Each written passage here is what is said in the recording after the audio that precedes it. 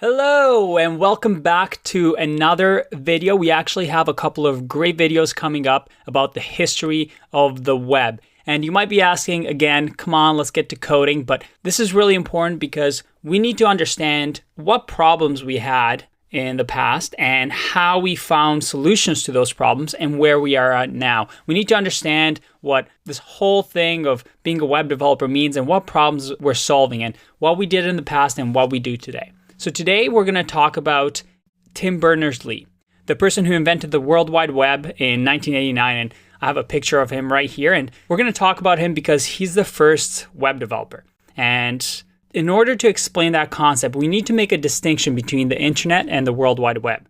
I have this website that I'll share in the links below. It's really, really good if you kind of want to get a history lesson.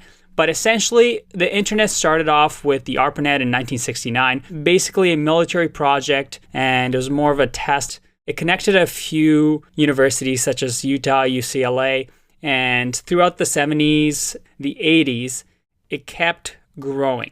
But there was one problem that they had, and that was essentially for the academics. They needed a way to share documents. And up until the World Wide Web existed, the internet was there, but it was really, really hard for computers to communicate with each other, to share academic papers between each other. Most of the time, each computer had their own way of doing things.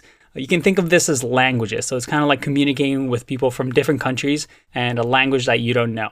Yeah, sure, you can make it work, but it's very, very difficult. So that was the problem. And Tim Berners-Lee, what he did, and he was working at CERN at the time, he actually created the World Wide Web.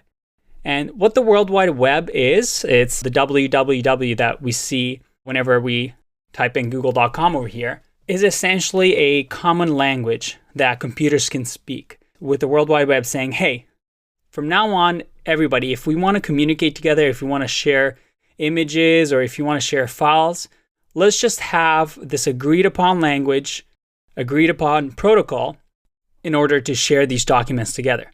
So that's what it is. The servers, the HTML, CSS, and JavaScript, the browsers all work on top of the World Wide Web. So you can think of it as the internet is your phone and the World Wide Web is Instagram that runs on your phone. So it's essentially a decentralized application. Now, how is Tim Berners-Lee the first web developer?